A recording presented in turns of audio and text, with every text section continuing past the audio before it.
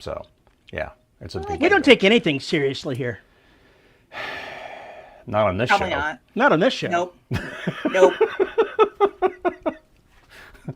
Nope. What? Let's take something seriously on this show? That just doesn't happen. Well, I think the only thing we can actually say that we take seriously here is cats. Cats is serious business.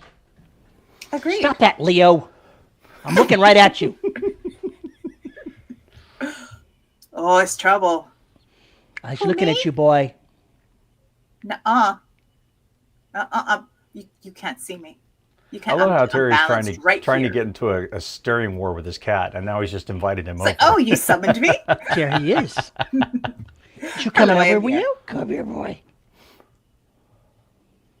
He's getting Hello, attention, so he Antoine. says, I'm there. I was ready.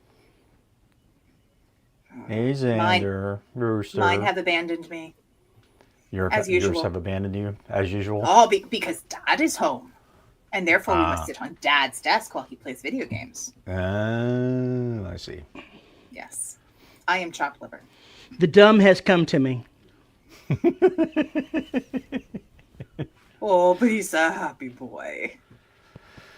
Yeah, I've been having problems with Rogue while I'm writing because sometimes he just demands attention, like in the worst ways, in the absolute worst ways. Leo does not know nothing about that. I'm sure.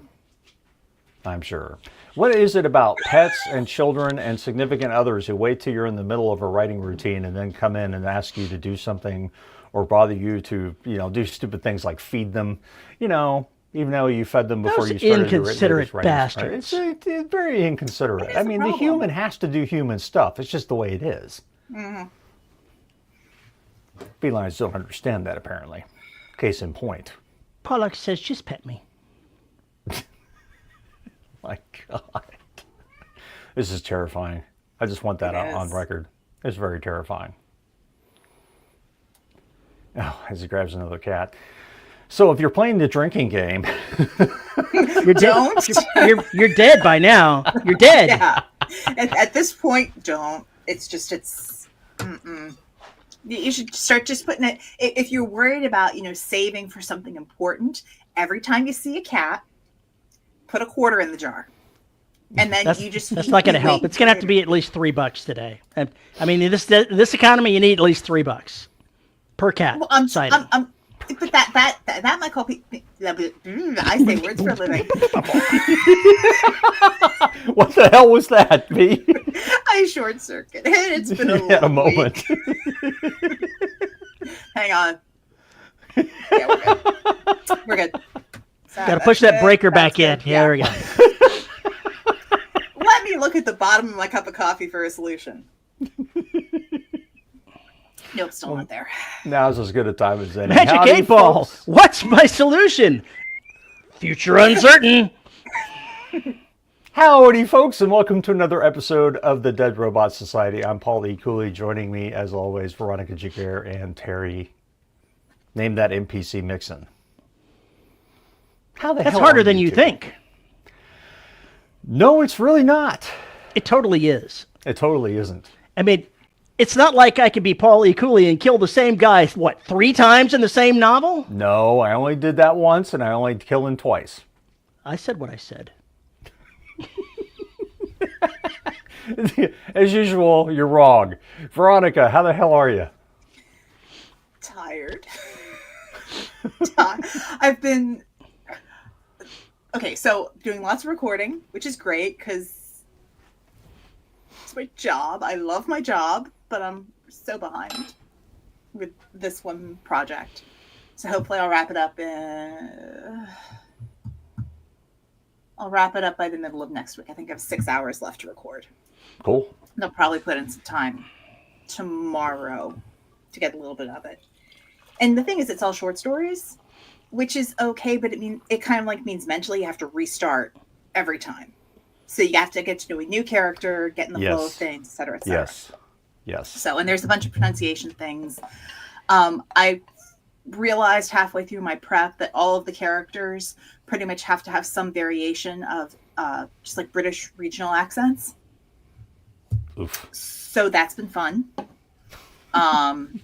Especially like luckily it's fantasy, so I don't have to be totally accurate. But damn. So that, prepping another new book that I'm going to record starting next week. So literally I'm going from one to the other. So I think and then I've got other short story recording. No, that's a novella I'm recording. Yeah, I have to go back and look at my calendar.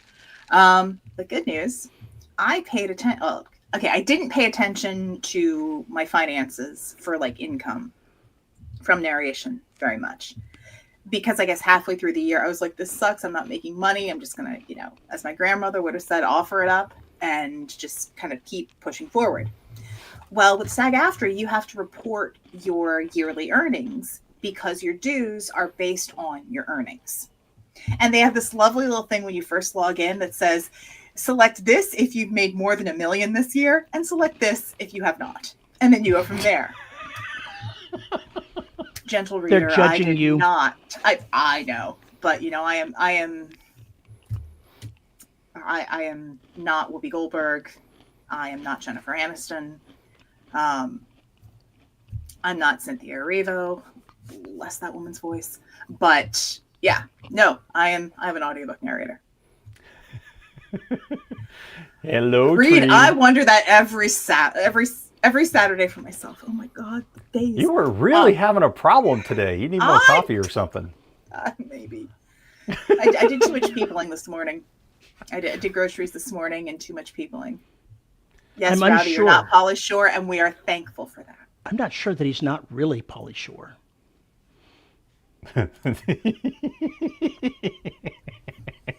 Oh, I totally do. Anybody who's read a Pauly Cooley book knows who Thomas Reed Oh is. yeah. Oh yeah. Total. Or at least his toe. At least his toe. I haven't killed him in a couple of books, so I'm gonna have to do something about that. Remind me that I had an idea, and I'll tell you in the after show. Because I don't want to give it away here. Fair enough. Anyway, so me and my meandering stories. Sorry. I realized that I actually hit one of my earning goals last year. And that earning goal was to make enough money to qualify for SAG-AFTRA's health insurance.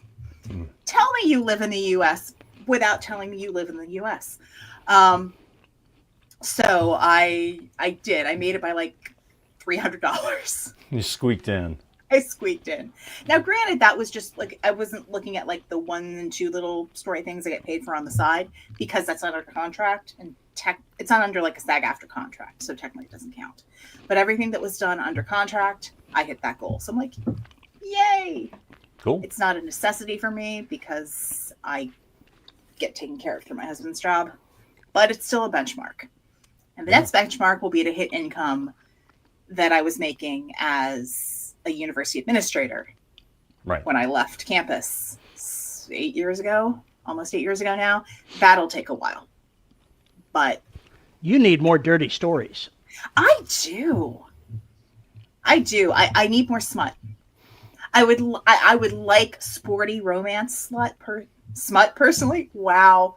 Sporty romance slut. That's a genre for you right there. No, that's a character in a genre.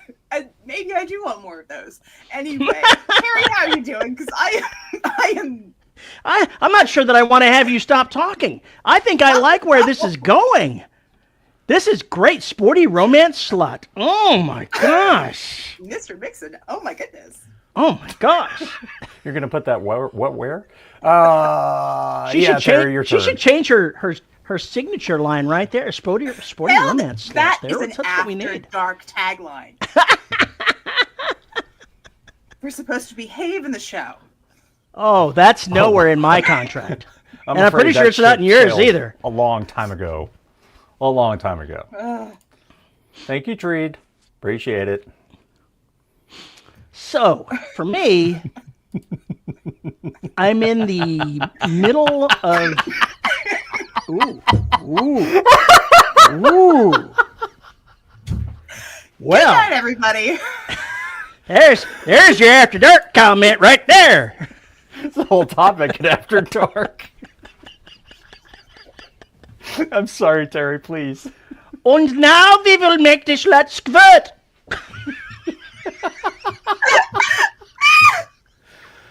Oh my God. 10 minutes into the show. What the hell?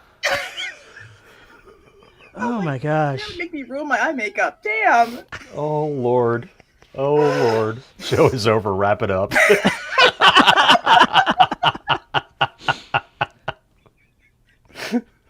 Just All look right, at her bail us- face. Oh my bail us- gosh. Bail She's us out taken of out. this, Terry. Bail us out. Come on. Okay, I will.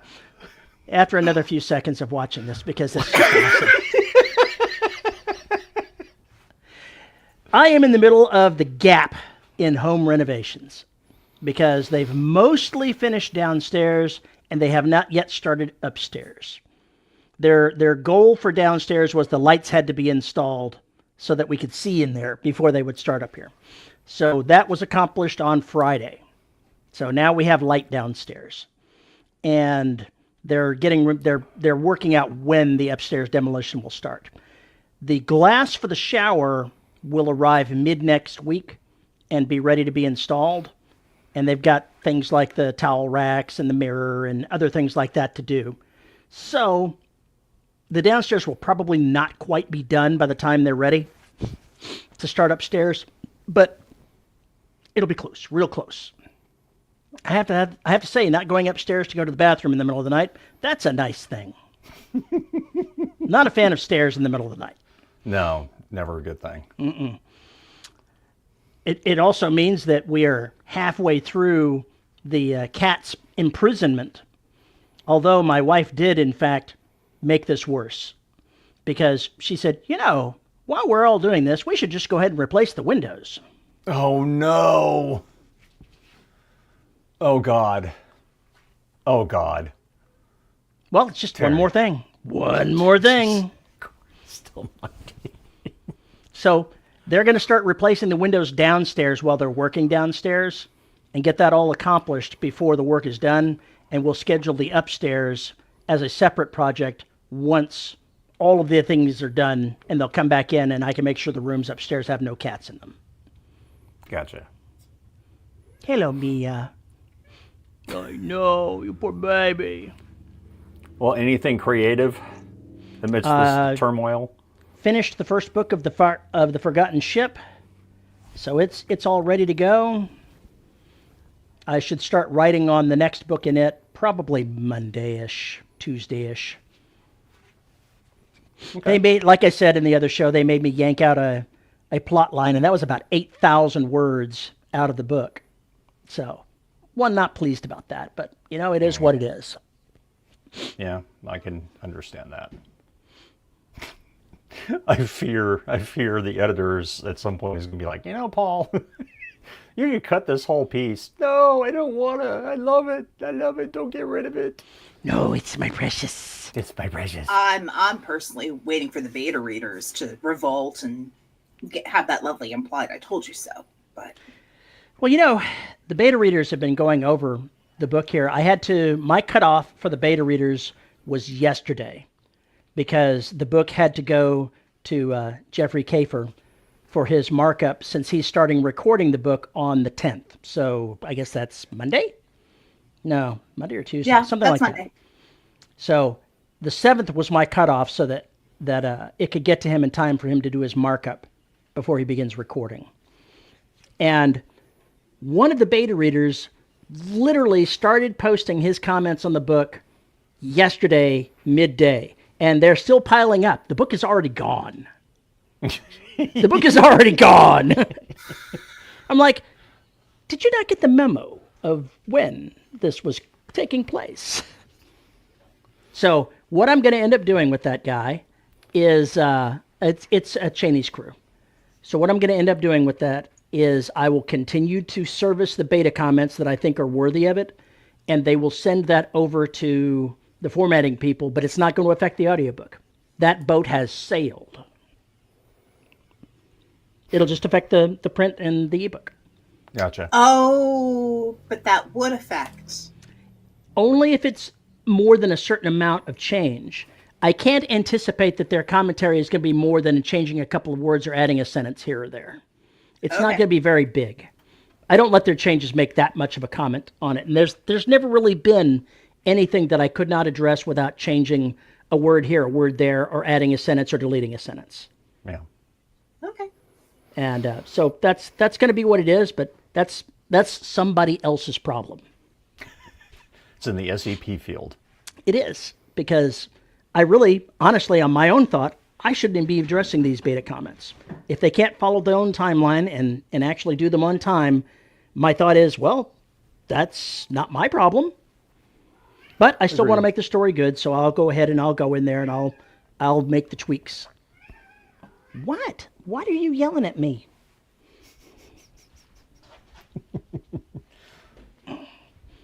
Oh, God. Last week we had an episode on binge writing. We did. What did Last you do, week Paul? was binge writing, big time. I've So been when does averaging... When does the purge writing start? That's editing. That's the editing yeah. phase. That's the purge. Kill Shelter I've been averaging 3,000 words on it. And then Wednesday and Thursday, I hit over 6K on both days. And just went hog wild. I went off outline. I went crazy and finally got things back on, back to the outline where they needed to be. But I really liked the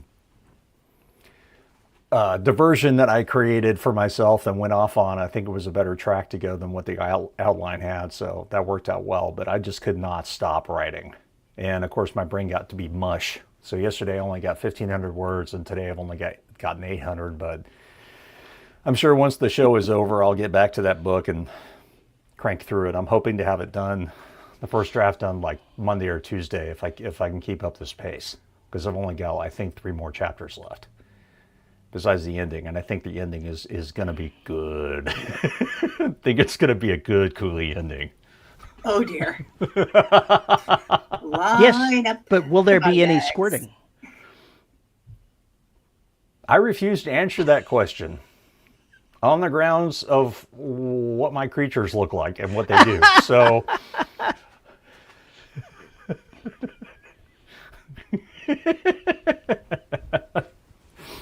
So I'm really on a good clip right now, and I really like writing these shorter books. So I've really gotten kind of into the swing of that, and I think this one will max out around 45 at the most. It's already over 36. So I am liking these because they're simpler plot lines, and they're kind of fun to just roar through and not have to think about them too much. And still want to make a good story, obviously. I'm still having fun with the characters and this, that, and the other, but it's a very different experience than writing a 90 to 100,000 word book.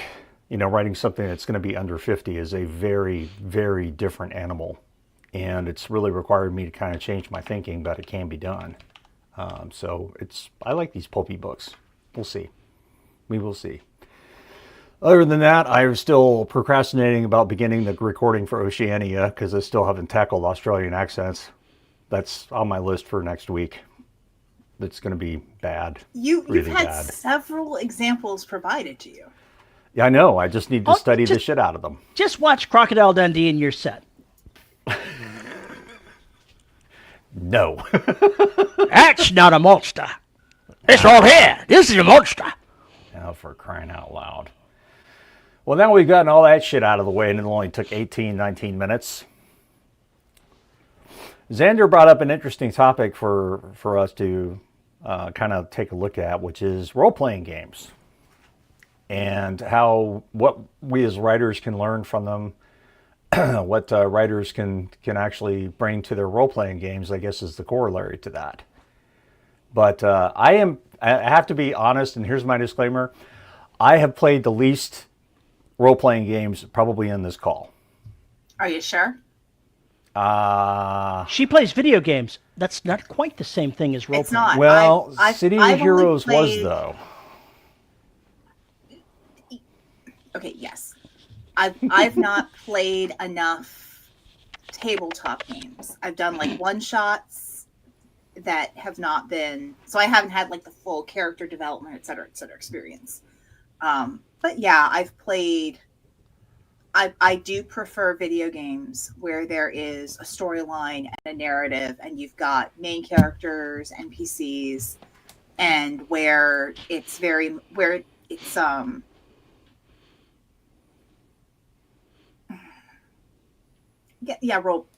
essentially role playing, where the next sequence of events is determined by the choices you make. Right. So, And I think that's covered in this too. As Andrew said, he was thinking more of video games than RPGs, but I think the same lessons kind of apply. yeah. There are several RPG like supplements back when I was a kid and getting into D&D and whatnot, Gamma World and etc., where they put out like a scenario for you to use as a template, and then you kind of made your stuff up as you went along, and they had some really fantastic ideas. What was really cool about them, though, from my standpoint, when I was trying to learn to write and everything else and tell stories, was the universes that these folks came up with. And usually there's a whole bunch of writers that come up together with the story ideas and the universe in the back, everything that goes on with it. And video games are pretty much the same way, except for the solo indie guys are out there doing stuff and making that happen and creating some really cool stuff. But I loved learning about the universes, how to build a universe, how to maintain it, how to keep it going. Those facets were more important to me than even the role-playing itself. Was just being able to read what somebody had come up with as a loose storyline, and then figuring out where you plug the pieces. Assuming your players aren't complete miscreants. Are you saying they're murder hobos? Murder hobos. It's a thing. Heard that term? It's a totally thing. I have not heard of murder hobo. I've even heard of that. Dude. And your point? Players that travel from place to place committing mayhem. Oh, okay.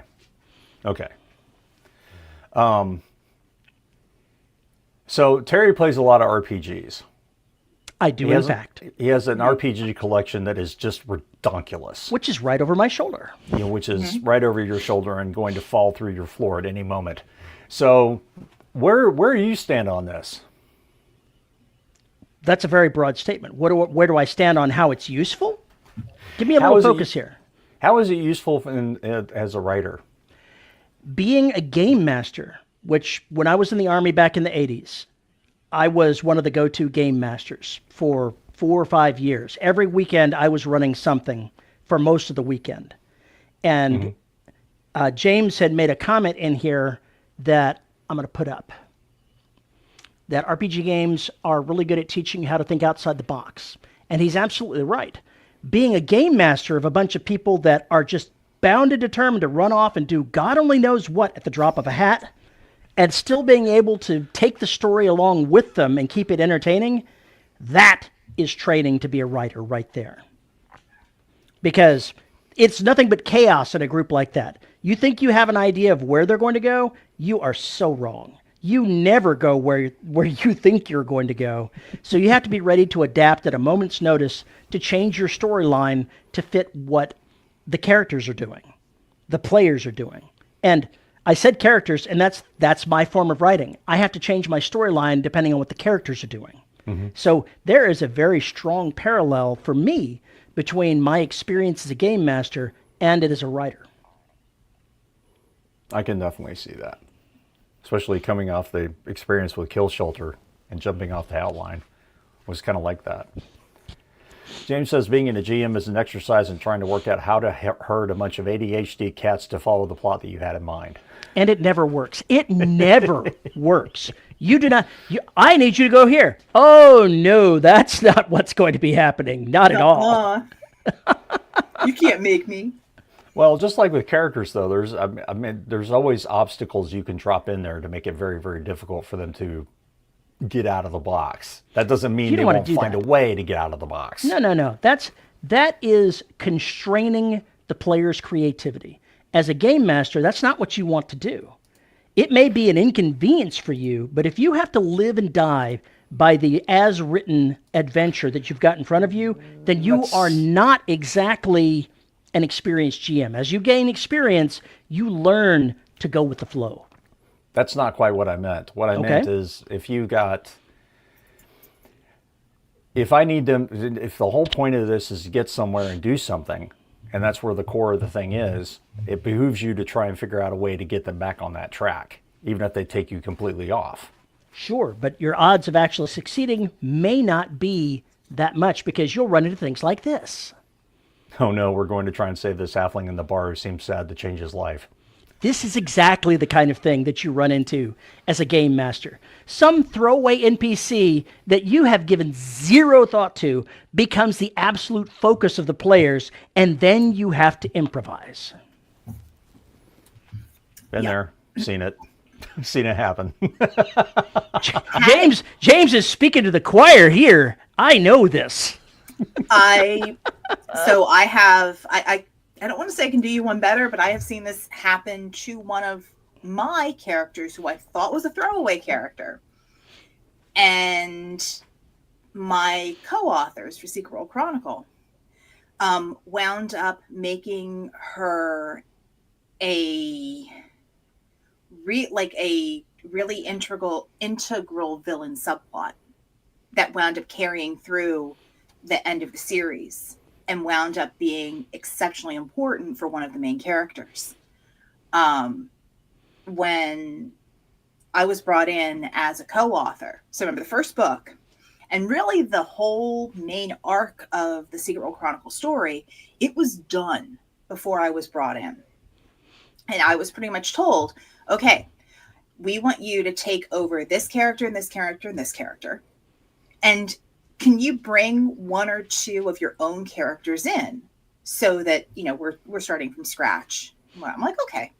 And since these were all characters that had initially come from City of Heroes, I grabbed a character that I'd had, and she'd actually come from another story set that I'd done, I think, I'm thinking back now, probably in 2001, 2002. And this is an early online message board RPG that I was doing. And they were like, oh, we like her. Hey, can we give her a concussion and actually lock her away for 2 books and let the shapeshifter take her body? But you still need to write her. You need to write the shapeshifter with her personality. And she's going to betray so-and-so. I was like, okay, sure. That means that she can be bitter about being betrayed in the 4th book, right? Oh, yeah, absolutely. Sweet, I get a broken character. Let's go. And it was because she's not totally established yet. Let's fuck with this. I was like, okay. It's like improv. You just go yes and. Isn't that what being a writer is anyway? It's just yes-anding yourself over and over again. Yes, but when you have 3 other co-authors, it's just okay. Yeah, it's cat herding. Yeah, so it's cool when it happens and it works, but you have to be, like Terry said, you have to be open to the experience and just roll with it. You can't be too dear with the initial character. Mm-hmm. JR says, yeah. Go ahead. You want to go? Got it. You got it. JR says, or in books, the readers latch on to a bit villain who is a throwaway, and you have to bring them back to serve the base. Or they latch on to one of the primary characters, completely perverting his actual role in the series to make it seem like Jared is actually the hero of a story, where it's really Kelsey's story. It's hard to deal with these readers that have these unreasonable, unwieldy, and inaccurate assessments of how the story is, but you've got to learn how to do it. Are you really going to kick his shins? I am. Jared is king. What was I was going to make another comment here. Where is it? I lost it. Where was it? I don't know. I don't know which comment that I was going to say on there. I had another comment that was totally not involved with that I was going to say, but now I've forgotten what it was, so I guess it doesn't matter. I was so focused on, kicking JR in the shins that I forgot everything else I was going to say.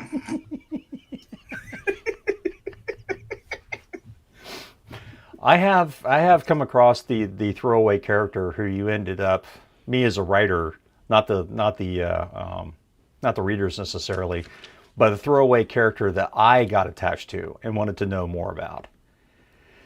And that sometimes throws a wrench in things. You're like, damn it, I had all these fleshed out, and now I got to work out this other jerk who's interesting and everything else, and wheel them into the plot line. And more often than not, it's not really difficult to weave them into the plot line. And those are awesome discoveries. Those are those moments of serendipity I just absolutely live for. So I imagine if you're good at thinking on your feet in RPGs, you're doing the same thing every single damn play session. One of the games that I ran, I remember where I was going with this. One of the games I ran when I was in the Army, we'd go to the rec center to play. So it would basically, we'd show up Friday, we'd play as long as we can. We'd be back early Saturday morning, and then do it Sunday as well. And I was running a Star Trek game, and there was this level of diplomacy that I had given each group of, they were playing different races, Klingons, Romulans, whomever, and I'd given them a little bit of information, and they were supposed to be, separating and trying to negotiate with one another. And I'm walking around listening to what everybody's doing and keeping myself plugged into the game. And I come across one of the groups, and they're talking about something that I never gave them information-wise, that they were in the process of just adding things to the game. And I'm like, tell me more. What is this? What's going on over here? It involved me running around a lot trying to keep up with what the players were doing, because they were just improvising. They were doing improv, and I was struggling to keep up so that I could keep everybody on the same page, and it was glorious. That sounds like a bad thing. Oh, it was great, because as the game master, I had literally no idea what they were going to be doing next. And I was like, yes, this is perfect. James says one-shot games can be great as well, kind of a short story novella training system. Sure. I agree with that. I can see that completely. Yeah. The Untimely Deaths of T.R. Reid, a Paul E. Cooley anthology. Well, it's really funny you mentioned that. Hey, if Bane can do it for, God, what was that character? I've forgotten their character. Joe something or other. Yeah, I don't remember. Joe something or another. Thomas Reed Zombies. No, we don't need that. We don't need... They went in and collected all the death scenes of Joe Buckley. There we go, Joe Buckley. That everybody killed him off in various ways. So they collected every single death scene and actually put out an anthology about it. So it has happened before. Yep. There's one book where he doesn't die necessarily. Well, no, it's not true. He's dead in every book. Never mind. There's only one book where we find out anything about him. So that's in the Derelict Saga. I will just say no more than that. James says the most dangerous thing about Star Wars, is the way players work out how to use the tech in strange and horrifying ways. Let's go ahead and use the transporter to go ahead and murder this guy. Oh, sure. Let's do it. It's not even that. I mean, that's happened in tabletop. My youngest sibling, who writes, they write guides for one of the, I forget, for one of the feline-esque races, was telling me about a time during one of their games where someone was asking about the volume of a stomach, and oh no, what did they transport into somebody's stomach? Oh, it's not they transported. It's that evidently they had a spell that could cause liquid to expand, and the other character or the NPC had consumed a large quantity of mashed potatoes. And I think it's going to go wrong with this. No, and the solution was that based upon the spell, with liquid expanding, they were able to pretty much cause said potato-loving individual to explode. Following the rules, but chaotically following the rules. Sometimes, as a game master, you've got to put your foot down when they get a little too crazy.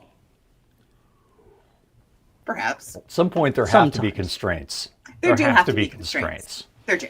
You can't let them go completely off and just. If they think just they can can't. get away with everything, then nothing will constrain them. So you've got to be adroit about slapping down the lines, saying, nope, sorry, I can see where you're going with this, and I, as the GM, will not allow it. And they say, but the rules. And I say, I am the final arbiter of the rules, and it is my decision. That's what I was talking about when I said obstacles. Suddenly I'll make the plan that whatever plan they had that was going to go off that I don't like, that's going to be bad. And for the long term of the session, I'll just be like, no. I'll put a new obstacle in their path that keeps them from doing it. Well, I'm talking about just rules interpretation. Yeah, I know. If they want to, Rules twist a spell to do something bizarre, and I'm like, yeah, that's a step too far. I have no shame about going, nope, sorry.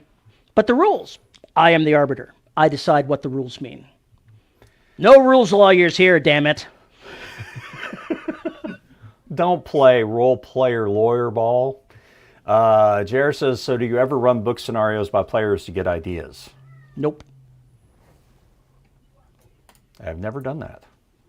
I mean, a good portion of the Serial Chronicles series were plot lines that were played out, like they were role played out in real time during the course of folks actually gaming. So maybe it was the reverse.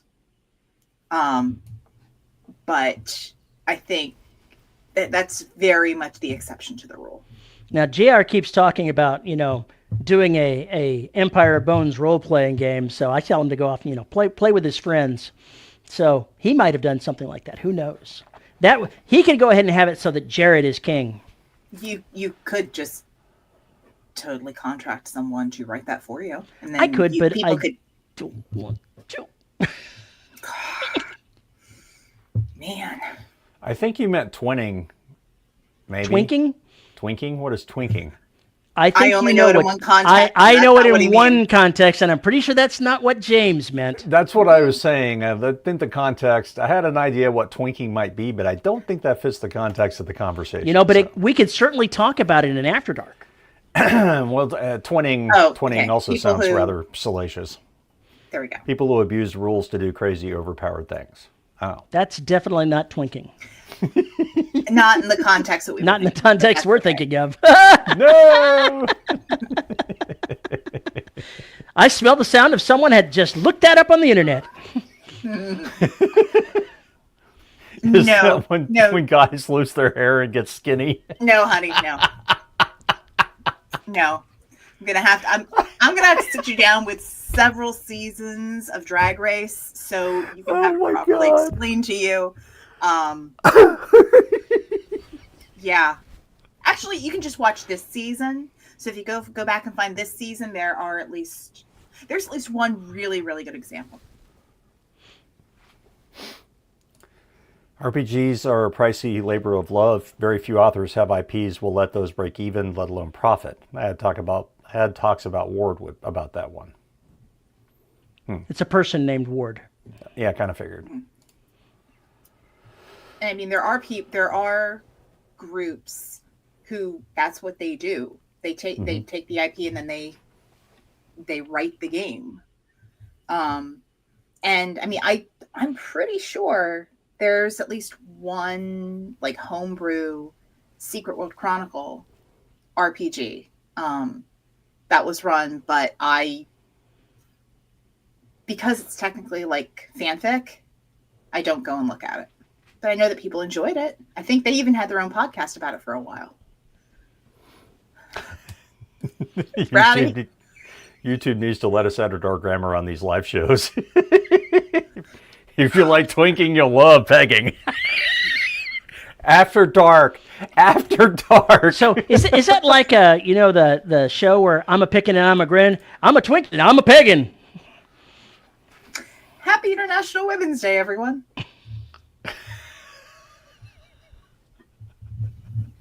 Oh, God. Tim says some RPGs can be built pretty cheaply and effectively, to be honest. Probably so. It's not something that I would do because I would tend to be a control freak with that, and I'm not wanting to release my control of the IP to that point. I got approached about turning Derelict into an RPG And I still think Derelict would make a hell of a video game if you cut out the ship and you just had them on Mira pretty much the entire time. I think it would make a hell of a video game or an RPG. Well, okay, so, oops. So I apologize for going back to City of Heroes. It's one of my only reference points. But City of Heroes has an architect mode. And it was introduced pretty late before they sunset the game. And what it was essentially is people could go in and they could create a max of 5 individual mission arcs. And then people could, of course, like link those arcs together. It's like, once you've done this one, go do this one, go do this one. And you were able to write, you were able to write the mission. You could have like collect this objectives or take out this many villains. You could time it. And the thing is you could customize your villains. So you could have different power sets. You could make them super powerful. You could just make them super easy. And it was a way for people to try out, to try out their own writing, or to take these stories that they'd come up with and then put them into a play mode. Okay. Sunset the game. What is that? Okay, so in 2010, I want to say, yeah. So I think in 2010, the main company that was running City of Heroes, along with a couple other games, NCSoft, they decided that City of Heroes was not making enough money compared to whatever other games they were running. I'm oversimplifying it. It's somewhere on the internet. You can go find it. But they said that the game was they were going to shut down the game. And keep in mind, this was it was an online MMORPG. So they, I think I went to bed that night before staying on the whole night. But server shut down, everybody got disconnected. And then a while later, other servers started popping up. Negotiations were done, and now another group of people actually runs what's called the Homecoming server. So you can, yes, it is. It's Homecoming has official permission to run. There were a couple other things. That is all I can say. So, yeah, yes. So, but the one thing was that the Secret Old Chronicle series actually, like, it's published by Bayham, but on the front cover it says inspired by City of Heroes.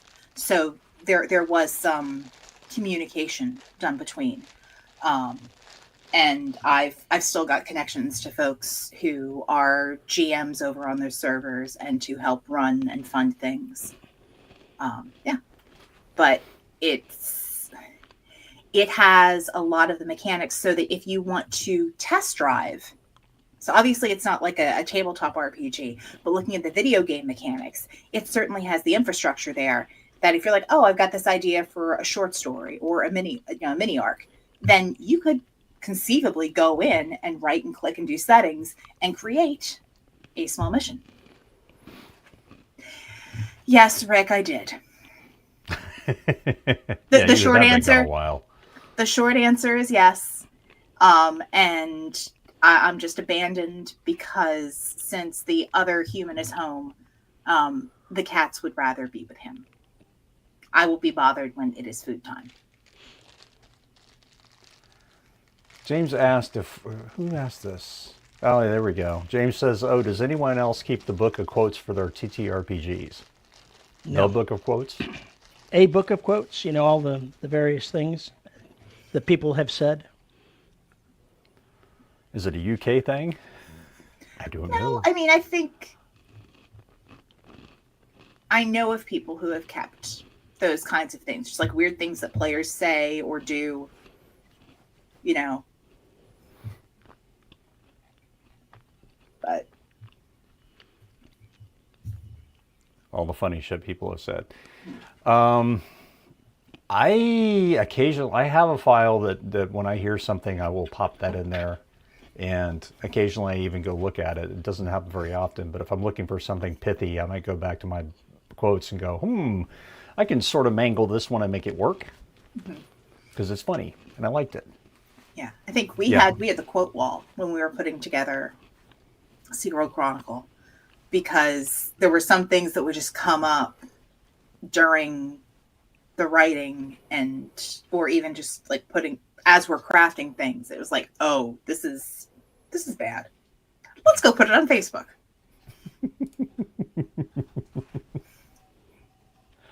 Oh, what was the other one? JR says price is based on if you invent a new game engine system for the RPG or scaffold onto another existing one. I would think that something like Jackson's GURPS or something along those lines has pretty easy rule sets that are flexible enough to do damn near anything you want with it. I would think. If you have to come up with brand new stuff, yeah, I would imagine that would be a nightmare. And my question is, why would you bother? Don't we all have enough dice already? Never mind. Look who I'm talking to. I have thousands in a file. Wow. I keep notes during our games using Scrivener and then export them after every session as a PDF. It includes character info, place details, etc. My GMs love it. I would like it. We would bother because we're massive nerds, Paul. Tom says, I've never done D&D, but I work in my RPG game almost every day. I've discovered a few things about myself and the world while writing my story. Even if I don't make money, it'll still have been worth it.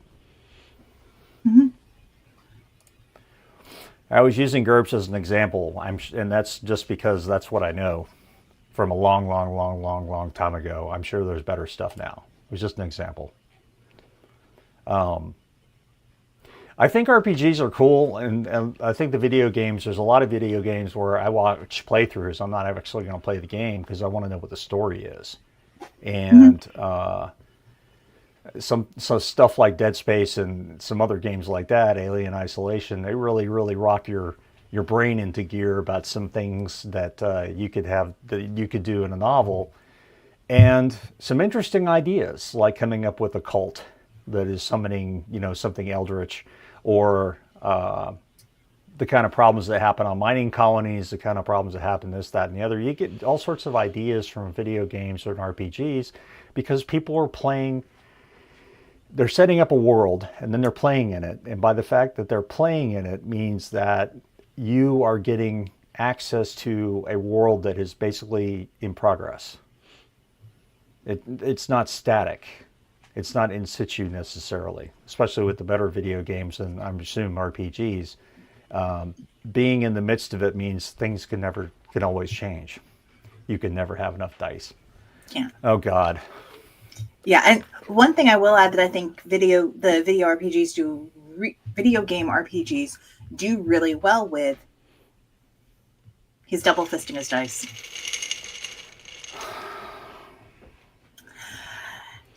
What they do really well is they weave main plot and subplot together with key secondary characters. And so I think it's a really interesting study to see how those secondary plot lines kind of circle around and then weave in and out of the main plot line to just advance the story as a whole. And it's interesting to note how, like, it's kind of like everything's weaving off, but then they have to come together at one point in the game. Then they got to weave off again, but they all have to come back together in a second point in the game. And if you don't complete all of those certain like character side quests, the story isn't, it's not a whole story. It's not you as don't engaging. Get everything. It's not as engaging. The side quests are some of the most fun stuff anyway, because you know how the main plot's going to go. The side quests are always a have an exclamation point going. Here be dragons. We have no idea where this is going. And I like that when I'm a kind of a completionist. So when I play games like, Dead Island and things like that, I do all the side quests. I do them first before I do the plot stuff, because that's how you level up, is by going after the side quests. On my third playthrough of the same game, for the story, yes, completionist. And that's the thing. The first time I played through for the story. The second time I played through with a walkthrough so that I could hit every little thing that I wanted to. The third time, I'm trying to remember where everything is, but also there's certain decisions I can make that will affect the outcome of the story. And not every walkthrough has shown them. Like, I realized, based upon the type of character that I chose to play, I wound up finding a side quest that wouldn't have existed otherwise, because I had a decision early on that I could make because of the character I chose. And it affected the outcome of a side quest, like, I think 30 play hours later. It wasn't huge, but it was enough to go, oh, okay, that is a good reason for not condemning that idiot to die. Okay. James gives an example from his quote book. I have 2 pieces of bad news. The second one is we need to borrow money to rebuild the temple. That's good. I like that. I do like that. Never go. Yeah, I do everything before going on the main path. Never go the way they want you to go. Yeah. What if the idiot had it coming? We all got it coming, boy. So he technically did, and the other 2 times of the playthrough, he got what was coming through to him. But the option that existed, the option didn't exist the first 2 times. It only existed because of the background of the character that I chose. So I think what we're getting at is basically, it's like reading, you can discover how to do the plots and everything else. RPGs are chaos, but will teach you how to do game design, but more importantly, teach you how characters interact and the kinds of crazy things people think of. I want my characters thinking about going from A to B to C to D to E, and then making it impossible for them to do it. So they have to figure out an alternative. And that way we have that's where the fun begins, is when they go, oh, I can't do that, so I got to do something else. For me as the writer, that's when it gets interesting to me, is after I put down those constraints. Rick Shaw, butcher's line, the Walmart was on fire and this time it wasn't my fault. Yes.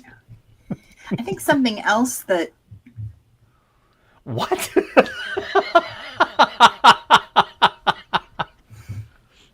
Oh that would my be terrible, God. terrible ink. Do not elaborate. No. What I was going to say was that also playing through stuff, if just sheer archetypes and the gross type of stories, playing these kinds of games and seeing how they resolve, it lets you kind of look at the skeleton of the story and see, well, what can I do in a different setting? What can I do in a different setting where I have this kind of, prototypical character here? So this is one way that could end. I could think of another way it would end. And then just, also there's the creative, well, I can do it better. Yeah, and then your players get involved. Running a game as GM is also helpful for storytelling and writing books. Yes, I do a lot more planning when I run a game than I do when I write. I can see that because other people are playing in your world, whatever world that is. Terry says RPGs, playing varying characters, helps one see the world from different types of people's perspectives. Makes for better, more believable main characters and secondary characters. Yeah. Mm-hmm. That's very on point. That's very on point. Cracks and knuckles. Oh my God. Oh, listeners, you missed a few things. Sad to say the viewers didn't. Wow. Just wow. So what are your favorite properties for getting ideas?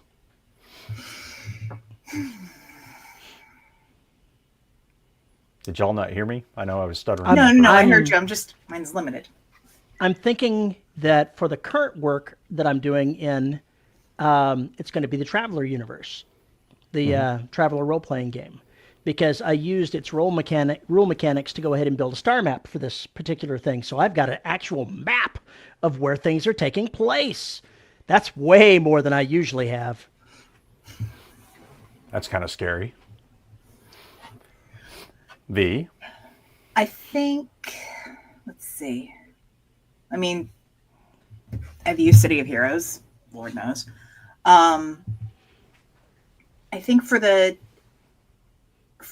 two that I want to write, one, I realize it's coming a lot of like the LA Noir kind of setup, but also, and God, don't judge me, from the AMC reboot of Interview with a Vampire, because a lot of you're that judged. You're judged. You're totally judged. is it's actually really good. The setting's gorgeous, but because of that setting that I want, it's like, oh, okay, this is useful. And then for the futuristic sci-fi that I want to write, part of that, a lot of it comes from like Firefly-esque sorts of things. But like I said, I haven't played a lot of the games that I wind up playing. I don't necessarily look at the setting for inspiration. I look at the character interaction for inspiration. So, yeah. I uploaded Just means I have to play more the games. map that I'm using to live channel so that you could see it. Okay. Well, that's cool. I used Dead Space partly as a template for Station 3, so there's some obvious stuff if you're looking for it, even though they're set on two completely different places and different conceits.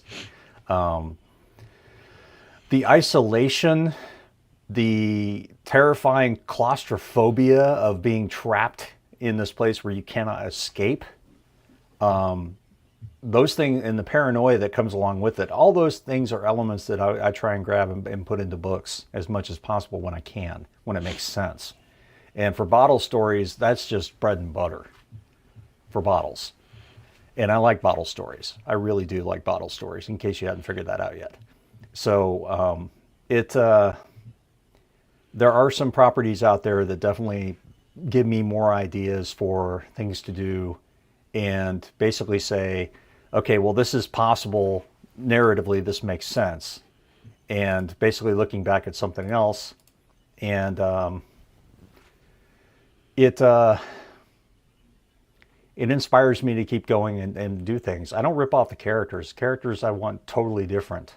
I want them to be, people of their own that don't match up with anything. Like, I'd never have an Isaac Clarke and steal that character. There's no point. There are some facets of Isaac Clarke I stole for An Ancient Trap, but that's because it's an engineer, and I wanted an engineer, needed an engineer, and that's why. But I didn't steal Isaac Clarke's character because we got something totally different in both AAT and Station 3. So it can be fun. It can be fun to go back there and take a look at things and really, stir your brain together. So I would advise. I don't play TTRPGs. It's just not my thing.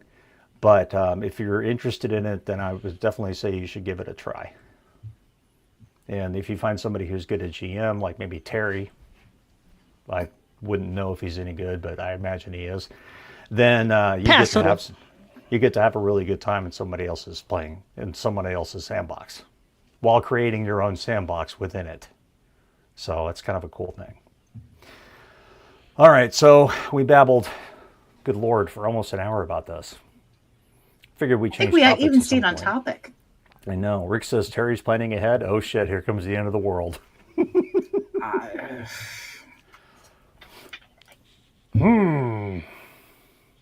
Dead Space meets high fantasy. That is frightening.